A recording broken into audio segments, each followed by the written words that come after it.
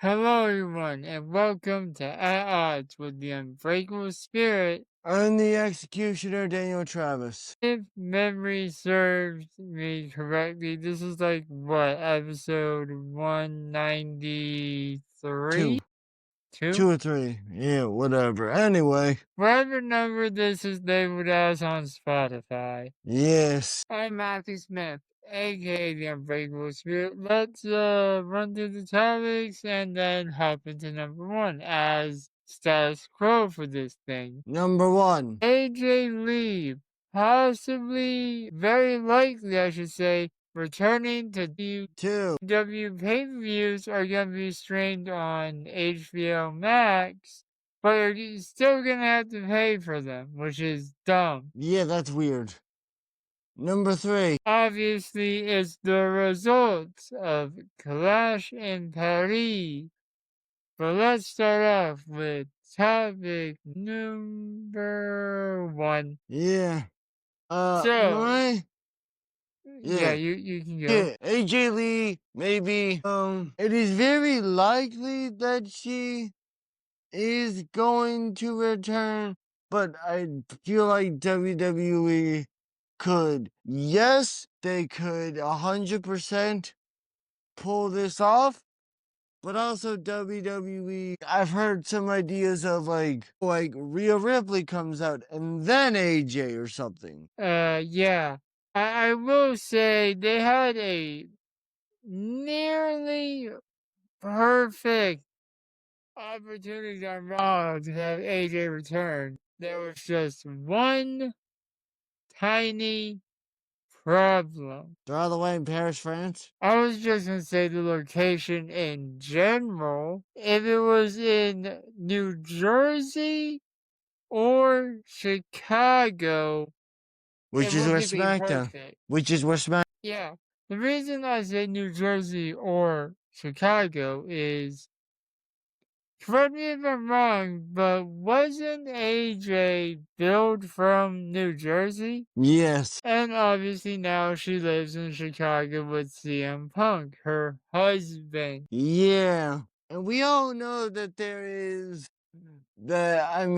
do I think that they should do a mixed tag team match? Yeah, it makes a lot of sense. But could we honestly just do a CM Punk, Seth Rollins world title insert stipulation match here for the world title? Also, yes. While I do agree with you, CM Punk might want someone on his side who can beat up Becky Lynch and not get canceled. I mean, hey, Baron Corbin hit her with the end of days a few years ago. Yeah, and look what happened to his career after that. Because I also heard he said this. He did receive death threats from after doing that.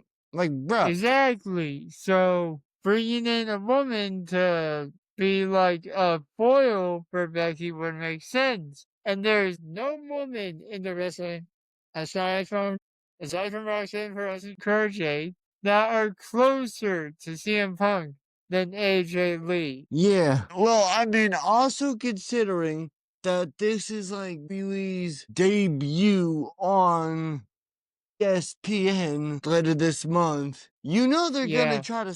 You know that they are gonna stack they're gonna stack the hell out of this card. And we heard rumors that the ending of Clash in Paris will like set up something for WrestlePalooza, maybe. It looks like that was Becky joining the Vision, official name now.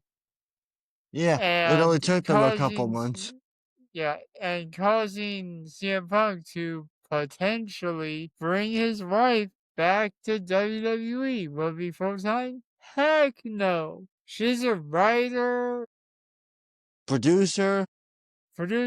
She's got a lot going on. This most likely will be a one-time thing. I forgot the timer as per usual. But yeah, it looks like we're about out of time for this segment. Yep. So why don't we just hop into words, final thoughts. You first. Okay, my final thoughts is I was I was listening. This is actually I was listening to wrestling 24/7 on what was it what's the streaming oh yeah on no on on I was listening to something on the radio. It was ESPN. What was the name of it? My God. Oh yeah, Busted Open. Well, Wrestling Open now has 24/7 wrestling channel on Hmm. one guy that called in. This is from some random dude who knows someone that works with AJ. Said that she is 100% coming back. But again, that was just for some random guy who knows someone who knows AJ. So it's like a secondhand source. Yeah. I mean, do I think AJ is coming back? I'm not really sure, and I don't really have, honestly, my hopes that high up. But if WWE does do it, great, cool. But if WWE, like, if all these teases and WWE doesn't do it, that's gonna be a problem. But I will say, take that with a grain of salt because agree. a guy claimed his aunt worked as a nurse for WWE, said that Dean Ambrose had signed a new contract, and we haven't seen Dean Ambrose since. In fact, Dean Ambrose has probably spent longer in AEW than he has in WWE. Mm-hmm. But overall, do I think it's gonna happen? Maybe. But do I think that Seth and Punk are probably gonna have some sort of stipulation match for the world title at some point before this year is over? Yes. That's my final Well, thoughts. as for my final thoughts, we'll find out after this recording releasing tonight whether AJ Lee is returning or not. If she is, it's gonna be good to see the whatever her nickname was back in the ring. The last time I know of her wrestling was for an episode of Heels. Yes, we'll be back. But we'll have to wait and see what the future holds for this rivalry between Punk and Division, and if maybe CM Punk forms a new straight edge society to counteract Division There we go. We're much back. better. Ignore all the footage he said prior. We'll be back with topic number 2. And we're back with topic number 2. AEW's pay-per-views are going to officially be on HBO Max. But you have to pay like $20 to watch them. So wait, let me get this crap straight. You gotta pay for a streaming service to watch something on a streaming service. Yeah, it's like payception when you think about it. I mean, come on, You're AEW. paying You for a could. streaming service, but then you have to pay the streaming service to watch a pay-per-view. My honest opinion here is you guys couldn't have just done the pay-per-views free on HBO Max like you already do Dynamite and Collision. Yeah, Just made so more would sense. this make the AEW pay-per-views now premium live events since they're on a streaming service and not pay-per-view? I don't know, but I And mean, I like, just want to clarify, people, just for talking about AEW does not mean we're going to start watching it again, and does not mean AEW pay-per-view prediction battles are going to be happening. well, I mean, hey, because hey, look, I might watch some AEW just so I know, I may not care about the promotion. I'm always curious to say, hey, what do they got going on over there? Yeah. If you want to know our thoughts about AEW, there's a bonus that we did a while back that clarifies it that we released after an episode where we started just talking about it. But overall, I And mean, you know, like, let's just do a bonus bashing yeah, okay. AEW. Yeah, okay. Anyway, but what are your thoughts on this that you gotta pay to watch a pay-per-view? It's like I know it's in the name pay per view, but this is like pay per view. Because seriously, this is an actual random thing but this is on AEW. Former professional wrestler Jake Hager even quoted has said that Tony Khan is unprofessional.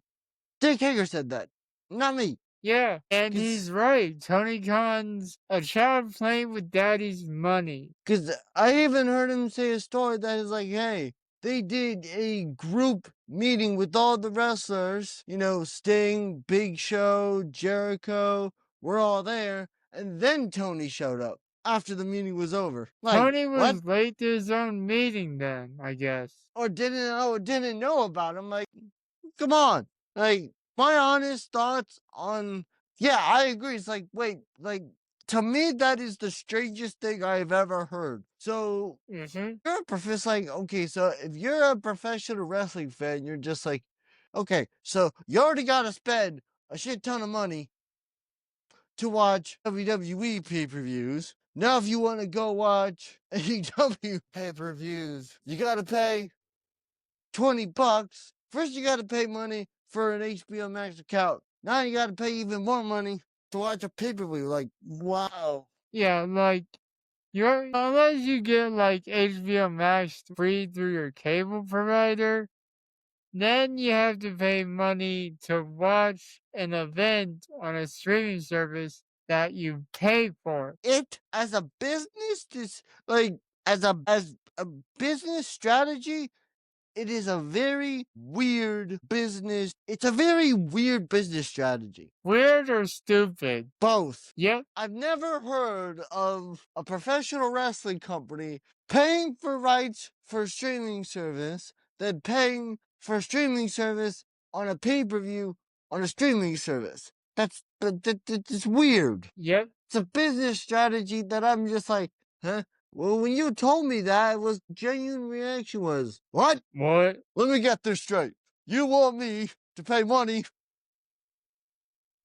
money to watch a pay-per-view. What, do you think money grows on trees? I mean, like, sorry, but that's like the only reaction I have. It's just like, it's so sure. Look, I get having your shows on MAX and free to watch on Max. That's a smart strategy. But having to watch money to pay for a pay-per-view on a streaming service is weird. That's my final thoughts. What are yours? My final thoughts are What? having your show having your show some is a great idea. Having to pay for essentially the same thing, but for big shows, financially, I will say it's a good move. But when it comes to pleasing the audience, to quote Robert Downey Jr., not a great plan. Yeah, I agree. It is not a great plan. We'll be back with the third and final topic. We are back with the third and final topic, the results of Clash in Paris. I'm going to say this right out. We forgot a match. Yeah, because WWE didn't advertise it until because that was just weird. They didn't advertise it, and then they advertised it. It's like, okay, hey, here's a random tag team title match. We're like, and by the time I realized we had messed up, it was too late to predict. Yeah.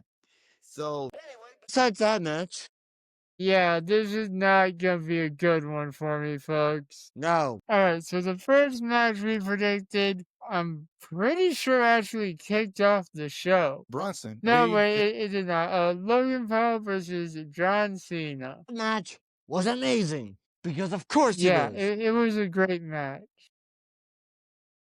I will say, and I hate to say this because I'm about to compliment a person who is the equivalent of human garbage, but I feel like we can say something about Logan that we often say about Gunther. The man can have a good match with anybody. Yeah, a man that I gotta say this right here. Yo, if Logan Paul honestly decided to become a full-time professional wrestler, And then I totally get, the man's got a bunch of other priorities. I get it, He's married, he has a kid, he has a ton of other crap to do. He owns the official hydration of both UFC and WWE along with his buddy KSI. Yeah, so the man has like a bunch of other things, but if he decided to put all his chips in wrestling, he could do very well. Yeah, but the Maverick was not able to slay the GOAT. Nope. Which means Daniel drew first blood. Yep. I'm gonna wait for the second match we predicted until later. The next match after that we predicted was a war. Which one was that? Bronson Reed. I was about to say that. Bronson Reed versus the tribal chief, the OTC, Roman Reigns. Yeah, it was the tribal thief versus the tribal chief. Yep, the man with the Shulafala versus the man who wears the Ulafala. And by the way, I learned the reason why Roman Reigns was wearing two Ulafalas at Clash in Paris is one was to represent two. One to represent his father, one to represent Alpha and Sika. Yeah. Okay.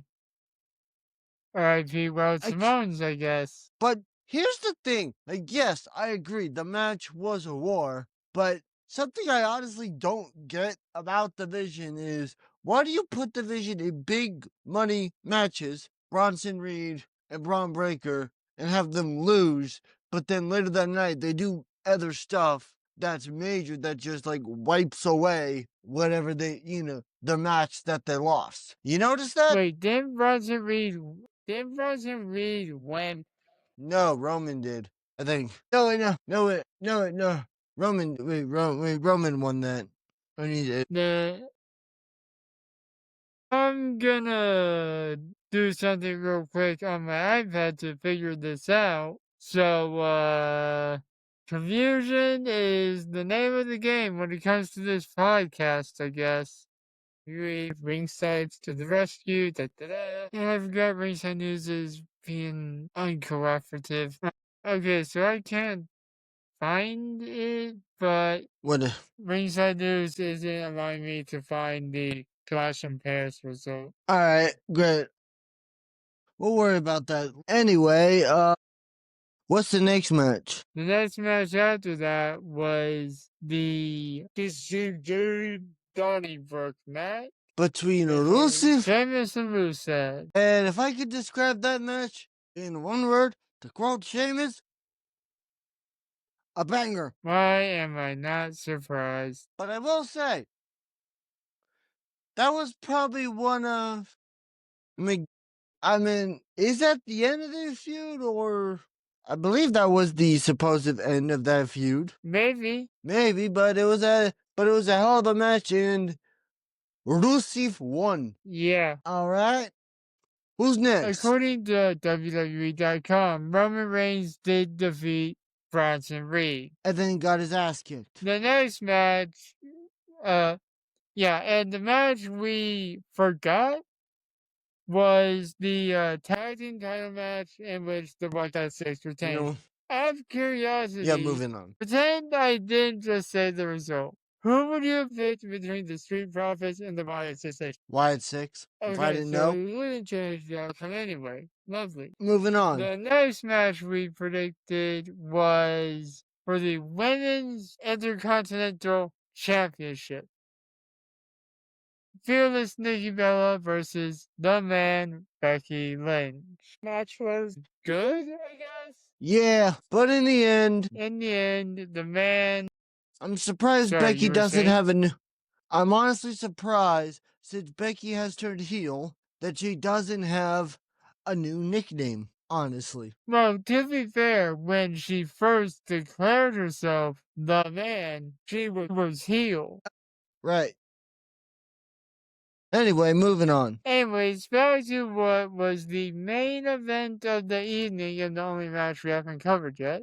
The Fatal 4-Way between LA Knight, Jey Uso, CM Punk, and Seth Rollins for the World Heavyweight Championship. Although Bronson Reed and because Bronson Reed and Braun Breaker both got banned from the building because they took out Roman. Yeah, Roman had to be stretchered out and apparently has ribs. Supposedly. This is WWE. They could just be. There's multiple things WWE could be doing. Why with would this, they but joke about broken ribs? If one of those bones is in the wrong place, that could puncture a lung. yeah, but this is the alright. Anyway, match was Chaotic. chaotic. I meant, did LA Knight need to be in this match? Not really. Did Jey Uso I need to feel be? like both of my choices could be eliminated and people would still be satisfied. Yeah, my honest question here, Matthew. Do you honestly think Jey Uso uh, honestly needed to be involved in said match? No, Why do you say that? because they I can understand like they each wanted a shot, but this is gonna sound really like a hot take. Despite how over they are not as big draws as Seth Rollins or CM Punk. Yes, I agree. Could have this match just been Seth Rollins versus CM Punk, a stipulation match for the World Heavyweight Championship? Yes. And it didn't need to be a stipulation match. They can have good matches even if it's just standard rules. But True. are you by any chance saying stipulation because of how the match ended? Stipulation, yes, because of how the match ended. Also because there's real life bad blood between these two. Yeah. So at some point, Jay and LA were like laid out on the outside. I think CM Punk was going for like Two I don't GTS, even know what number GTS. two. Yeah, two GTSs. When a person clad completely in black hit him in the groin. Yes. That person later revealed to be Seth Rollins' wife, Becky Lynch, joined and she Well, yeah, and also don't forget, Seth literally tried to end this man's career by putting his head in a chair, missing the chair. thank thank God, by the way. Then he tried, to do what happened at the premiere of Netflix when, for a second GTS, for some reason, Punk shouted to sleep, which that was a weird thing. Gotta be honest. That was probably Becky's cue when you think about it. Yeah, GTS. But you said something about the chair thing. Yes, Punk's was in a chair. You forgot that Seth wanted to do a stomp off the second rope onto CM Punk. Yeah, anyway, Seth hit the stop. A 1, a 2, a 3. Which is why you do not see my name anywhere in the winner column. Travis got a Yeah. clean sweep. Yay! Now, what live action Disney remake do I have to watch? You have, because I did my own digging and my own research, you got to watch the Lilo and Stitch movie, live action. Okay, I haven't seen I it. guess Ohana means family and all that jazz. Yeah. All right. Anyways, that is it for this episode. See you next week for pop culture for like 2 weeks, and then we have wrestling again Ugh. because we got No Mercy coming up. And then we And got WrestlePalooza. or I think it's the reverse. Deuces. Pieces. Whatever. Deuces.